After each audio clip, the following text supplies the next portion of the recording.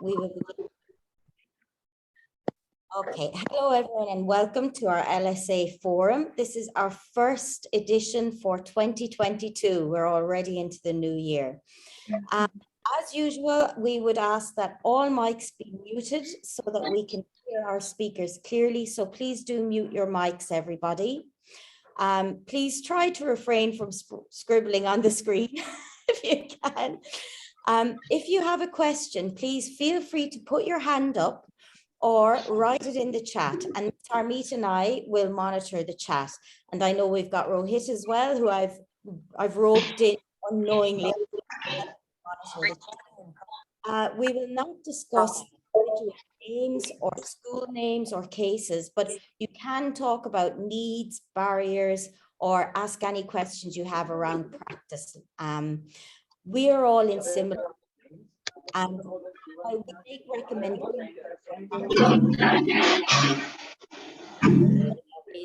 Your school must take precedence. So if you have any questions, ask your school leaders first, because every school is different and what we recommend may be slightly different in your setting. Okay, I'm going to hand over now for our wonderful session today with Miss Sumera.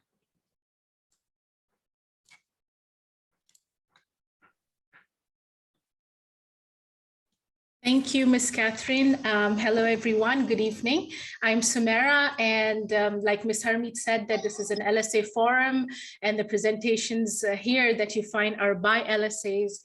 And it's a great forum because, you know, like LSA's job is rewarding, but also challenging at times. But when you have a community like this to lean on, you kind of feel relieved that, okay, I have my family.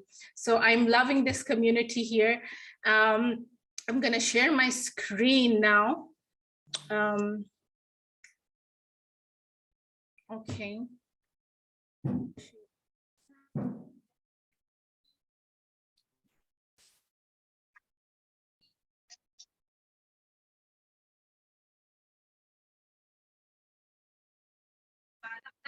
So everything that we present here is to help you be an effective learning support assistant, right? I'm going to be presenting on attention deficit hyperactivity disorder, commonly known as ADHD. So I'm going to talk about the typical ADHD traits. I'm going to touch upon the traits. This mic is unmuted. I'm good. How are you? Please mute your mics. It's very distracting. All right. So, so I'm going to give an overview of the typical traits. Causes of ADHD, I will not go into detail, but you know, sometimes we are curious and we want to know why are all these traits there. So I'll touch upon that. And then common strategies to support the ADHD child in a classroom setting.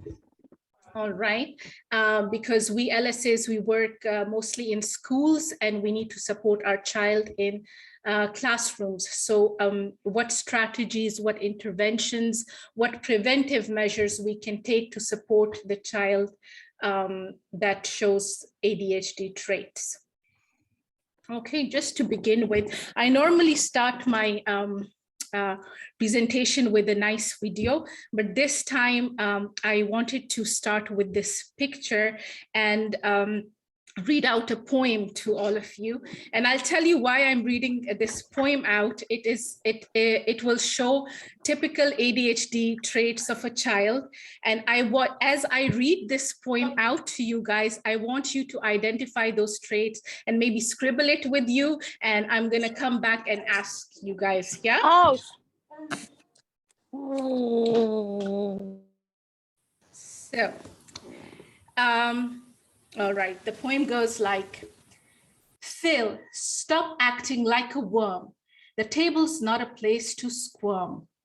Thus speaks the father to the son, severely says, not in fun. Mother frowns and looks around, but Phil will not take advice. He'll have his way at any price.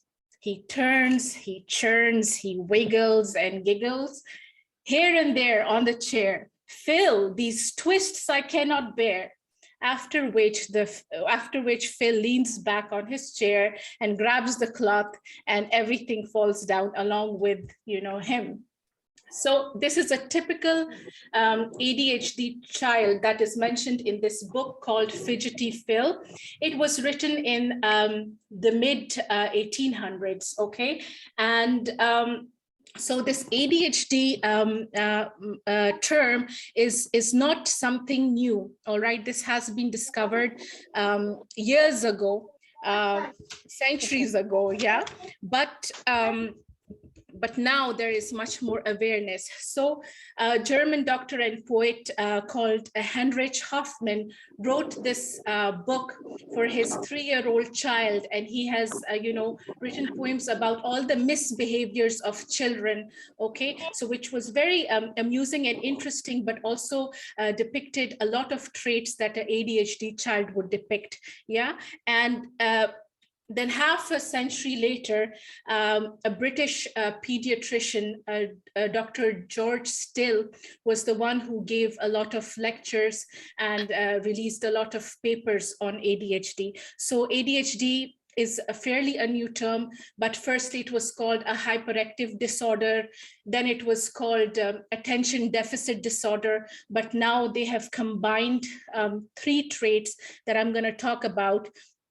It's inactivity, it's impulsivity, and hyperactivity. These are the common traits that are found in most ADHD children, okay? So, so in this poem that I said, what are the things that you found in this child? Can somebody unmute or write in the chat, comment? That would be nice. The child was fidgety. The child was not listening. The child was not taking the scolding of the father seriously. He was restless. Yes, very Sometimes restless, they very scream. fidgety. Couldn't find. Sometimes they scream, yeah. Yeah, and did Couldn't not act follow simple appropriately. instructions. Couldn't follow simple instructions, yes. And and it seemed like this particular child is always in trouble and is always screamed at by the parents and is always, up to something or the other, yeah? So this is a typical ADHD child. And just for an added information, I would like to tell you that, around 5 to 10% of children, they are diagnosed with ADHD. And ADHD is 3 times more prevalent in boys than in girls. Also, the psychologist thought, and it was a common myth among people that ADHD is like children with ADHD will grow out of disorder as they age or as they go into adulthood. But that's not the case. ADHD is a lifelong disorder, all right? And what else can I share? And ADHD children, they show these traits that I'm going to talk about in detail throughout different settings, through like in school, in social gatherings, at home. They're going to show these traits throughout all settings. All right. So moving forward, we as LSAs, we might we come across ADHD children. Spotting out an ADHD child in class, they're easily distracted. They have a very short span of attention, and they cannot stay focused on a task for a long time. Difficulty settling into activities. The class will be doing one thing, this one child will be doing the total opposite. Okay, they're very restless, noisy, fidgety, and they are described as energy bundles. They're always on the go. They have a lot of energy, and they're moving. They crave a movement, yeah. And they frequently interrupt. Okay, so if a teacher is talking, they'd interrupt the teacher, they talk out of turns. Okay, they'd be the one who'd be blurting out the answers before raising hands. Yeah, so that's a typical ADHD child in a classroom setting. So ADHD is defined as it describes people who exhibit long-term difficulties that include inattention, like I said, short attention span, lack of focus, easily distracted, hyperactivity, all right, like I said, they're energy bundles, they crave motion, they're always on the go, and impulsivity, they have poor control on their impulse. Okay, so let's talk about each of these traits. Now, let me tell you that ADHD is coupled with a lot of other difficulties, like learning difficulties. Example would be dyslexia. There are behavior issues, behavior difficulties along with ADHD, and mostly they also show emotional difficulties as well. So ADHD doesn't come alone, it's coupled with other difficulties as well in most cases.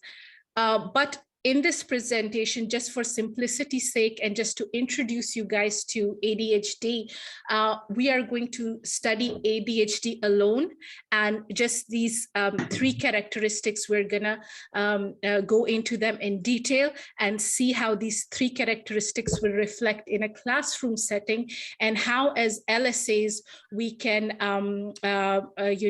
have strategies in place and preventive measures in place so that we can support the ADHD child to the best of our abilities. Yeah. So inattention. Now, inattention is a characteristic that is almost always present in an ADHD child. And like I said, it's they're easily distracted. They cannot focus on one task for a long time. And they're always, and it's very tricky, because sometimes you would see a child is paying attention in a classroom, and he would also nod at the right time when the teacher asks something. And so the teacher will be like, okay, this child is following me, but they have zoned out. They're looking at the teacher, they may nod, but they have zoned out. So this characteristic is mostly prevalent in all the ADHD children. So if you see an ADHD child, a toddler, they would rush from one activity to the other. If you observe them, they cannot stick to one activity for a long time, and that is because they lack patience. Okay, they lack patience, and they need to be moving, and they are quickly disinterested in one task, and they have to move to the other task. And often the teacher will say that it's hard for us to get them to pay attention, or their assignments or homeworks are often incomplete, or the teacher would say that, this child does not follow instructions. All right, so that is because they do not pay attention, or they do pay attention, but they're forgetful as well. Yeah, and at home, you would see that the mom complains that, their room is messy. If I've given them a chore, they would not complete that and move to something else, So that is all because they are unable to follow through and complete a task. All right, so their homeworks are half done. If you're talking to them, they would out of the blue say something that is not in connection with what you guys were previously talking. It's like something out of the blue, because they're not paying attention. And it's not, and the things like if they're not listening to you or they're not following instructions, it's not because they necessarily want to disobey the teacher or the parent. It's not that. It's just that sometimes they are doing a task, but they remember they remember something else and then they switch to another task and they actually forget about the first task, all right?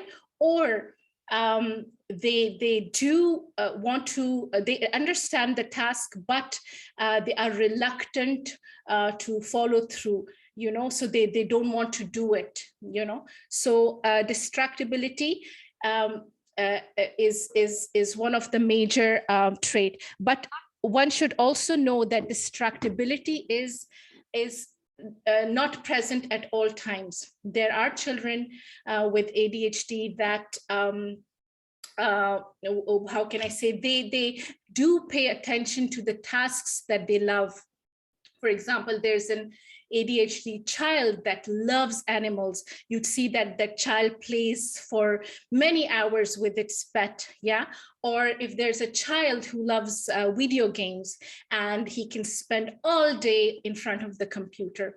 So only a trained eye, a psychologist or a therapist can pinpoint that there is this inattention factor in a child. But they sometimes show inattention, and sometimes they are so at one task that it's really hard to say if the child has attention problems. All right. So, but mostly, a psychologist or a therapist will, go through a few assessments and tests and will let you know if there is an attention problem. Yeah. Okay, so I've written the attention problems here. All of it, you guys can go through it. I can read it as well, but I just don't want to take a lot of time. So maybe you can click a picture. I've talked about all these. Okay, so they're disorganized, forgetful, they don't follow instructions, lots of careless mistakes because they do not pay attention. Yeah, so let's move on. Hyperactivity. Now, hyperactivity, if it's present in a child, it's hard to miss. All right. So and it's prevalent in infants. Okay, so you would if there's an ADHD child's parents, if you ask them how was the child as a baby, and they'd say that this child was very different from any other baby that we know, because this child would frequently cry, very colicky, would have disrupted sleep patterns. No matter how late the baby sleeps, would be up early, and so these are a few early signs that the parents would feel that, okay, there's something different. They will not be able to pinpoint.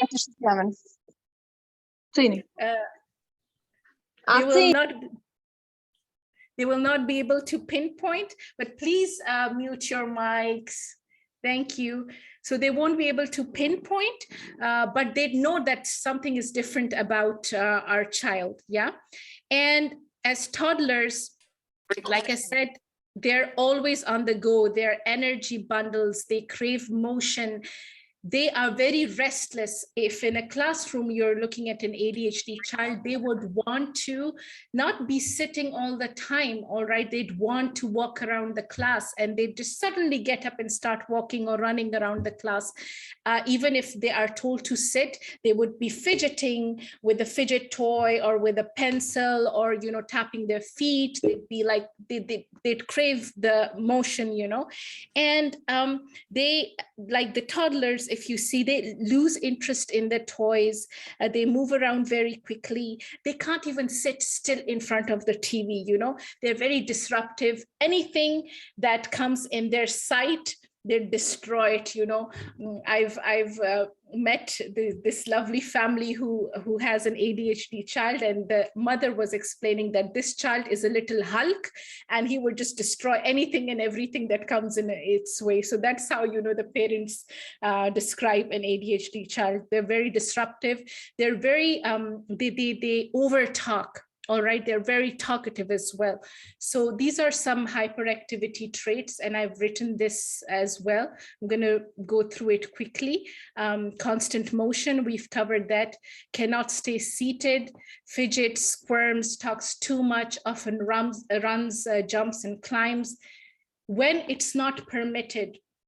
So it's very important to know that an ADHD child, we'll talk about that in the next trait, impulsivity, but an ADHD child does not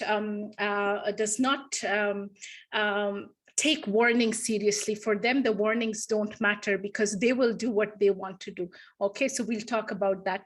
And cannot play quietly. They're very noisy, very disruptive. Yeah. So impulsivity. So this refers to poor impulse control.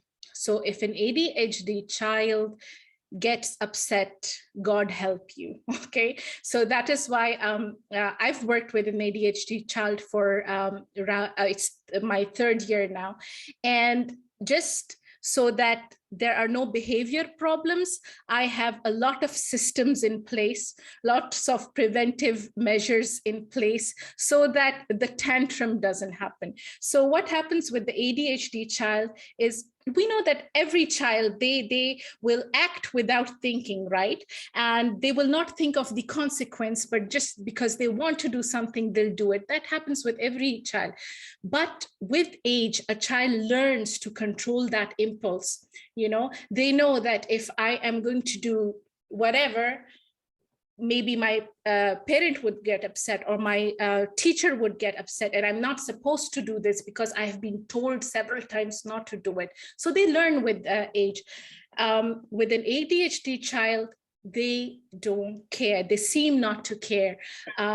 They have very poor control over their emotions. If they get upset, if they're crying, they just go on and cry for hours. If they're angry, it's very hard to get them in a playful and a good mood again, you know. And an ADHD child will often act like a child which is way younger than his age, all right? So they're sort of immature, and like a child would be in 7th or 8th grade, but throw a tantrum like a child would do in a 2nd or a 1st grade, yeah?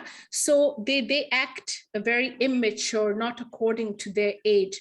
And they rapidly become upset if things don't happen the way they want it to happen, or people don't behave the way they want to behave. So often their mates, their playmates, or their siblings get hit, all right? And the toys get kicked, and the tantrums are thrown, and they also, they act on spur of the moment. So they'd run to a busy street without thinking that, okay, I could get hurt, or they just climb up a tree and go way up high without thinking how high they are going, and it might be a problem for them to come down, or they might have a fall. So they don't think of the consequence of their action. Even when you tell them multiple times not to do something, they'd still do it, because to them, they cannot make the connection between the action and the consequence, okay? And even punishing these childs, it doesn't work, because if you punish them, it would, you know, give birth to more behavior problems, but there are no stopping. So what you can do is you can remind the child of the rules, remind the child of how to be safe, but that is what you can do. You can just, you know, remind them of the good behavior that is accepted of them, and just keep them safe wherever they are. An ADHD child that has poor impulse control, they mostly in school end up in nurse's office or in hospitals, in emergency rooms, because they've met an accident. So yeah, so impulsivity is one of the very important traits of ADHD. Also, the poor impulses give birth to a lot of unacceptable social behaviors, like lying, all right, and like stealing, or like getting involved in a dangerous play. So we know that all children at some point, they do lie, all right? They do steal, you know, and it could be for various reasons. Maybe they really liked something that their classmates are using, and they've told their mom several times that they need it, but the mom didn't comply, so they just go and steal it, and then lie about it. Yeah, kids do that, but with time, kids do learn that it is unacceptable, and this action will have a consequence.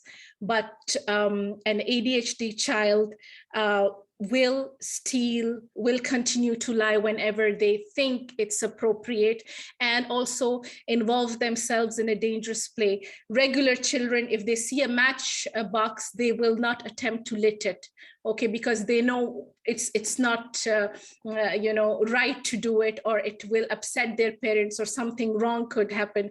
But an ADHD child would just go pick the match, you know, and lit it, and maybe burn the whole house down, God knows. So, you know, so these children, they need to be kept very safe, all right? And hence, you know, they're always nagged and monitored by the parent, but nagging also doesn't work very well with these children, because, you know, as parents and even as LSAs, as teachers, you have to choose your battles with these children. Okay, so you cannot always be on their head hovering and always telling them what to do, because then behavior problem occurs, which is a topic for next presentation. Yeah. So impulsivity. So I've talked about all this, I've covered this. Okay, they frequently act and speak without thinking, may run into streets without looking at the traffic first, trouble taking turns. Okay, they are very bad with taking turns. They cannot wait for the other child to stop swinging and then have a turn. All right, they always throw tantrum, cannot wait for things, often calls out answers before the question is complete, and frequently interrupts others. Okay, so it's also important to know that every ADHD child is unique. So all these three traits that I've mentioned, some might be very much prevalent, and some would be not so. So there are children who have attention problems only. They are not hyperactive, just like the child that I work with. So she's very calm. She'd sit through a lesson, but she has an attention problem and she'd need frequent breaks. So she's not hyperactive. But there are some kids that are very hyperactive and impulsive, but they can show a good amount of attention and focus when you know, when they feel that it's of their interest, or if one-on-one attention is given. Or there are combined types that ADHD traits, all the three traits are present in a child. So ADHD child, like I said, ADHD doesn't, you know, happen alone. There are learning difficulties, there are behavior difficulties, there are emotional difficulties that comes with it, but that's for another day and another presentation. We'll talk about that. Okay, the causes of ADHD. So the research into causes of ADHD is not conclusive, all right? There are many doubts and many disputes, but we know that it's a neurological disorder. So what happens, like the communication in the brain happens through neurons. So in ADHD brain, the neurons sort of, they do not communicate properly, or there's a delay in the communication. So hence, you know, these traits. Also the frontal lobe of the brain, which is responsible for attention, which is responsible for emotion regulation, which is responsible for activity. Now it is in scans, the doctors have seen that it seems smaller. So if it's smaller, then it means that there's no proper blood circulation, and the glucose, which is the energy component in the brain, that's missing in the front part. So hence it's a problem that is lifelong. Yeah. And another factor that has been researched is that it has a direct connection with heredity, so genetics. If you see an ADHD child, most probably one of their parents have those traits, or they have siblings that show the same traits, you know, so it runs in the family. And then there are other contributing factors like environmental influences. If you are giving a lot of stimulation to the child, lots of screen time and lots of sugar to eat. And so, you know, even a regular child would get very hyperactive, you know, and would lack focus. But, you know, these are just contributing factors. Also, I was reading in a book, it said that like it has been researched that there are developmental problems while the baby is in the mother's womb. So that could be also one of the factors. One of the other factors could be if the child is exposed to harmful toxic chemicals, that could also be one of the reasons. So the causes are really not known, and there are still researches going on. All right. So here's a little recap you guys can have of what we've talked about in a video. Imagine a Ferrari, but with the brakes of a bicycle. That's how psychiatrist Edward Halloway describes the brain of a person with ADHD, or Attention Deficit Hyperactivity Disorder. Most people experience symptoms like fidgeting, forgetfulness, or losing focus every once in a while. But for people with ADHD, these symptoms are constantly present. Whether you're at the office, the home, or classroom, there's no off switch. That's because people with ADHD experience the world differently. One example is time. Most people perceive time as linear. However, the ADHD brain experiences time as a scattered, interconnected collection of events rather than a sequence.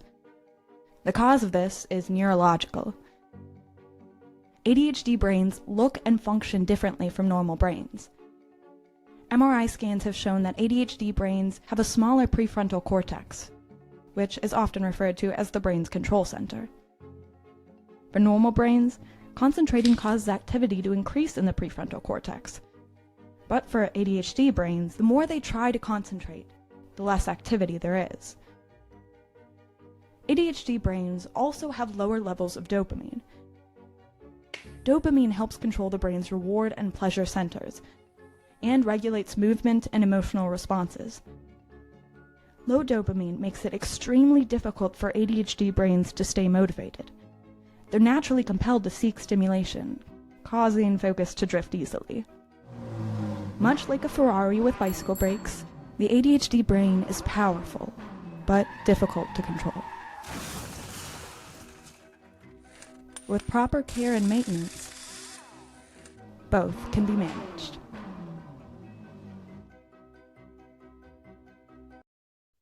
All right. So with proper care and maintenance, yeah. So if a child is getting proper support, you know, the support that he needs. So as he's growing and he's entering adulthood, there are many coping mechanisms that he might have learned through the years with different strategies and interventions in place. And, you know, they would have developed many cognitive abilities where the intensity and frequency of the ADHD traits will have lessened. All right, so they can live fairly a better a life, you know, so only if they get the support that they need. Okay, so as sorry for the lozenges, yeah, I have a very bad cough. So the academic intervention, all right? So as an LSA, if you are taking care of an ADHD child, what can you do in a classroom setting, or what can schools do so that you can support your child to the best of your abilities and give them the sort of support that they need? So like I said, every child is unique. They have the traits that they show is different. One ADHD child is very different from the other. So the very first thing when you need to assess the child, all right? So that is the work of the this therapist, psychologist. They go through various assessments and they pinpoint the strengths of the child and where the child needs a lot of support, all right? So that's how you know, and as an LSA, you'll get a list of behavior strategies, you'll get a list of preventive strategies and you know, interventions that you can apply on the ADHD child and make his time in school worthwhile, all right? And so also note that one intervention is not universally, it cannot work effectively for all ADHD students. So a combination of research-based and promising practices are recommended, and that will be given to you, the recommendations will be given to you by a professional in the field, okay? So we'll talk about giving directions. If an ADHD child, you see a child that has a short focus span, he's inattentive, and he's in a classroom full of distractions, you know, there are so many children and there are some noises outside. And how do you think, it's again, I'm posing a question to all of you, please feel free to answer. What do you think? How should you give instructions or directions to the child? So this is, you can use the chat box or unmute yourself. What do you think should be, how should you be giving directions to a child or instructions to a child in the class with all these traits? I believe one of the most effective ways to talk to a child who is really in a class that is a little bit distractive is to give him one-to-one direction or a visual by pictures, or making sure that the instructions are clearly stated in front of him. Exactly. Miss, You're absolutely right. Gestural Gestures. and visuals. Yeah. Gestural and visuals, yes. So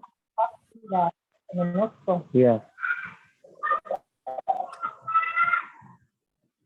great. Also engaging story regarding this also, maybe it can affect a small. Also, Yes. engaging the child in the class activity. All right. So yes, you guys are right. So the direction should be like, think in terms of number and form. All right. So with a child that has less attention span, what do you think? A long list of instructions will work for the child? No, the child need 1 or 2 instructions at a time, all right? So the frequency, the number should be less. Give 1 instruction or maximum 2 instruction, and then ask the child to repeat the instruction to you to make sure that the child has understand.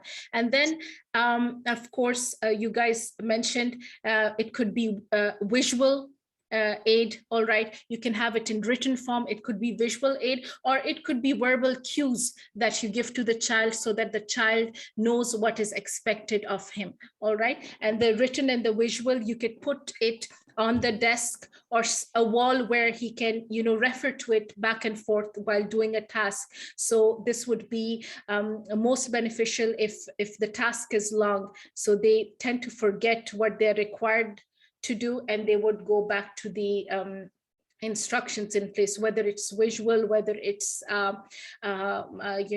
written, or they seek your help, and if they're lost, they look at you and you will just sort of give them a non-verbal cue. All right, so and then written assignments. Now, like I said, that ADHD child is always almost coupled with learning difficulties like dyslexia, for example. So, and they have, fine motor skills. They're struggling with their fine motors. They have problems with planning and organizing. So written assignments could be a challenge for ADHD children. So how can you help a child with written assignments is that, you break a big assignment into small workable chunks. So you dissect the task so that they can, firstly, they do not get overwhelmed by the task because it's long or tedious, and that they can, the little chunks, they can do it, and then they feel a little accomplished, and then they have the courage to do the second task, the second little chunk. Also, you can limit the amount per page. With my child, she's very good with math, but if I give her a worksheet with different sums that she has to solve, it overwhelms her, and she will immediately take refuge in escape behavior. I'm not feeling well, I need to go to the nurse, I have a tummy ache, I don't understand, I cannot do it, So what I do is I cover the rest of the page and show her one sum at a time. So that's how she is not overwhelmed and she's able to work through the written assignment. Also, limit work per page. You can provide a lot of brain breaks, all right? So since their attention span is small, you can give them breaks. The breaks don't have to be very long. It can be 2 or 5 minutes break where they can do a fun activity, some stretching, some star jumps, and then they can get back to the task. All right. So, and for written assignments also, if they have problems with writing and their fine motors, what they can do is they can switch to typing. All right, so that's one thing that you can help an ADHD child with. Now, they do have problem with organization. They're not organized. If you see an ADHD child, they'll be the one who will be, very shabbily dressed. Their books will be scattered. They will be losing their stationery. If you ask them to take a certain book out of their bag, they'll be taking a long time struggling because their bag is a mess, So they do struggle with organization.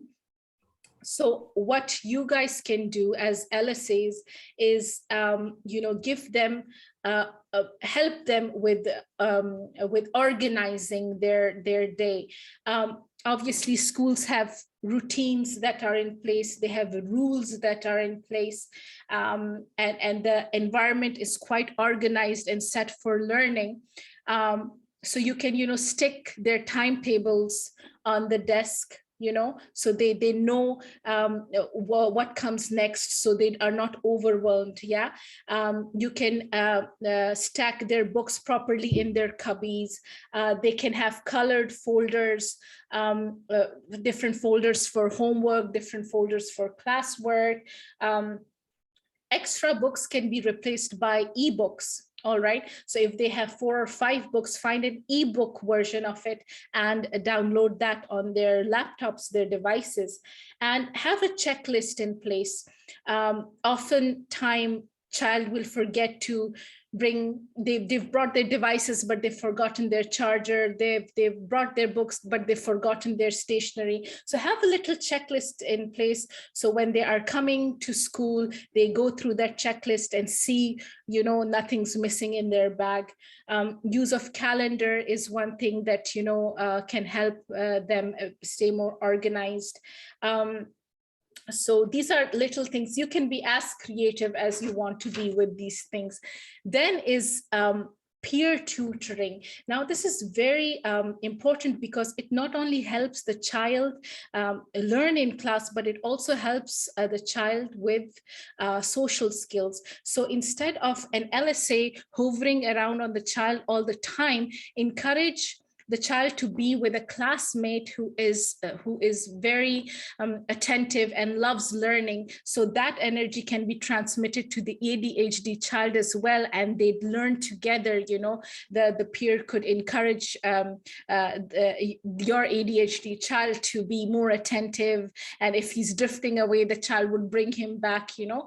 And also if they're in group learnings, it's good because they are, when children work in a group, each person has their own responsibility. So it will teach the ADHD child to be more responsible, and also they know what is expected out of them in that group. Yeah. And then learning games or computer games, like my child struggles with learning times tables. So there's this really, I love it. I sometimes play it too. So it's called Hit the Button.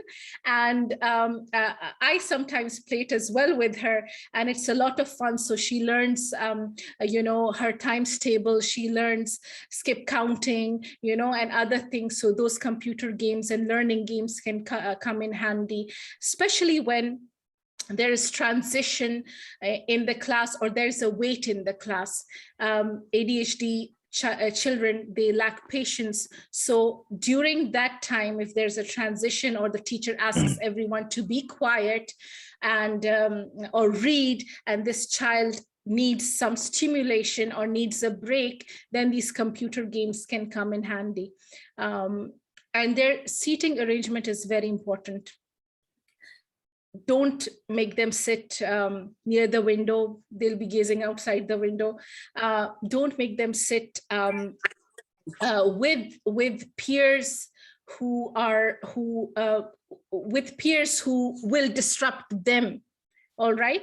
And then don't make them sit in the middle of the class where a lot of things are happening, because classrooms, as we know, is a happening place, you know. So children are noisy, there are instructions going on, you know. So a happening class is somewhere where an ADHD child would feel lost. So you'd either want to place, now it depends again on the ability of the child, but you would want to place an ADHD child either in front, where they don't see a lot of students in motion, or, you know, they're in the front with the teacher, and the teacher can also monitor their work, and they can see the teacher close up, so they can follow instructions properly. Yeah.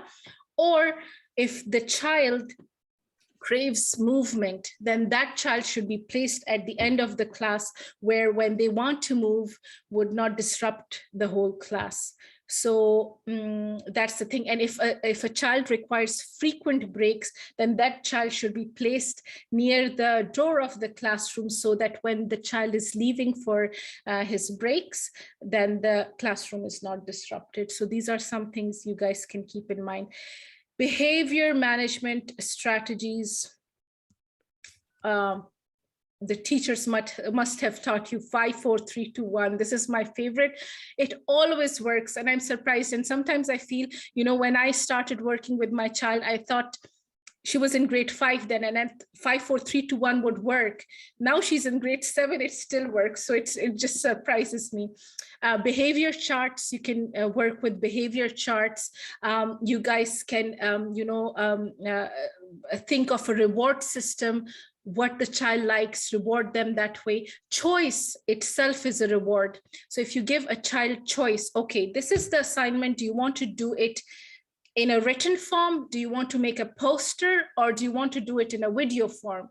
So the child already can exercise some choice, and they feel empowered, you know. So these are some strategies that you can apply for behavior. I love, you know, my child, she's very forgetful. She she just loses track of time. So, you know, I've set an alarm on her device for each lesson. So the alarm goes and she knows, okay, it's time for lesson. Then the reinforcement strategies, the behavior that you want them to do more often, how can you reinforce them? All right, so it can be verbal praises, it can be non-verbal cues, many things. So these are the things that I wanted to discuss when it comes to an ADHD, understanding of ADHD and the child. Yeah, so yeah, the academic interventions, we're done with this. So like I said before, I have a second module as well coming up. So just you know, to let you guys know what I'm going to be talking about in the next coming session is all the other characteristics that's coupled with the ADHD. You know, and we can talk about classroom strategies and intervention in much more detail, specific to certain problems or challenges, and also how to be an ideal teacher for a child that has ADHD, you know, what characteristics, what skills you would need or you would have to develop to cater to an ADHD child. So that's going to be a lengthy one. And that's all for today, you guys. That's ADHD presentation from my side. Any questions, please shoot, and we all are going to have a discussion. Maybe there are people in the audience that know more than me, and we all can have a good discussion. Sumera, that was amazing. So much really good, useful information. And there are so many comments in the chat. So many people saying thank you and how informative it is. It's really good.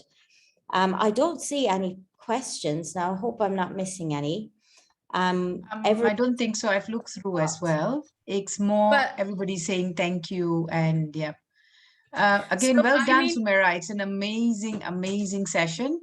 Yeah, I think you were right about talking about the strategies to support in detail. So now we have a good idea of what ADHD is, what it looks like, how we can recognize it.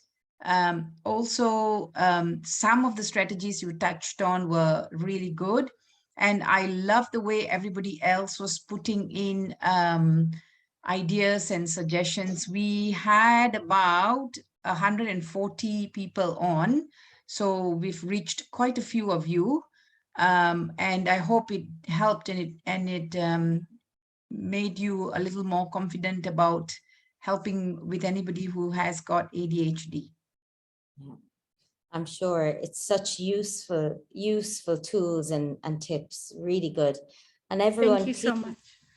If you've learned something today, think of something that you can teach us.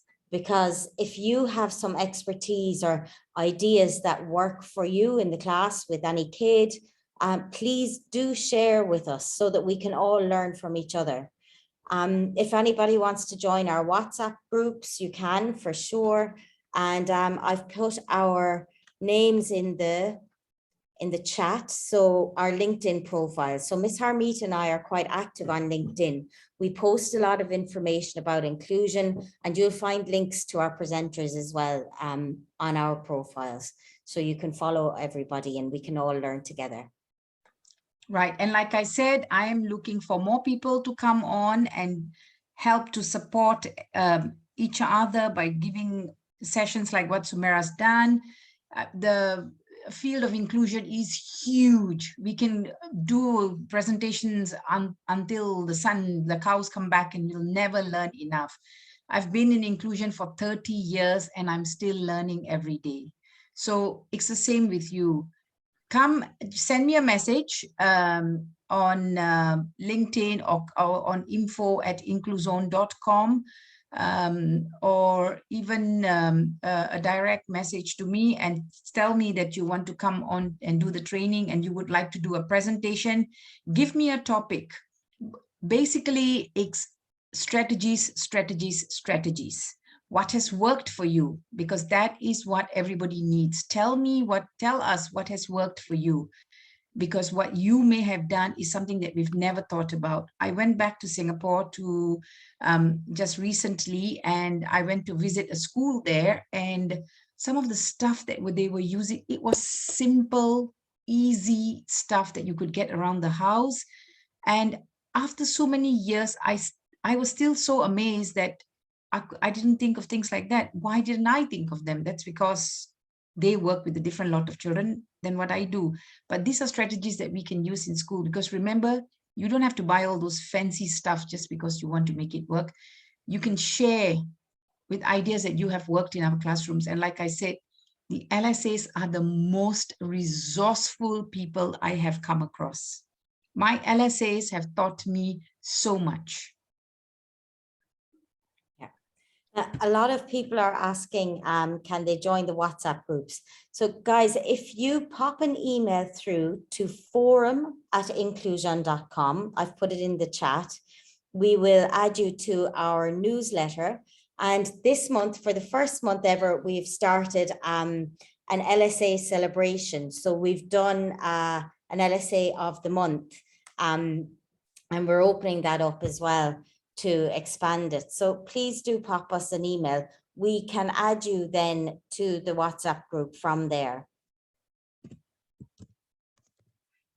And I'm also looking for any LSA who would like to talk about her journey or his journey on how they became an LSA. I want to have that in the next forum, because I want, I've heard so many stories during my interviews that, you know, some of you, you've just blown my mind the way you've done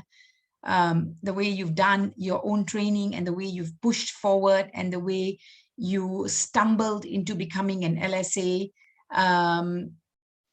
I want to hear, I want that in the newsletter. I would like people to read about your amazing journey. So again, I'm looking for people to come onto the forums. I'm looking for people who want to become, who became LSAs. I want to hear about their journeys. We want to celebrate with you if you have done something that is amazing in school.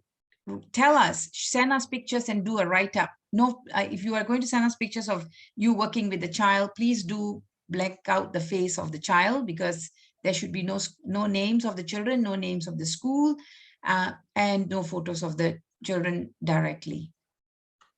I want to just very briefly show the LSA of the month on the newsletter, so that you guys know what it's about. I will share my screen. Forum newsletter. Here we go. So this is the newsletter, guys, and the newsletter shows all of the recordings. You can click on the link and you can go to the recordings.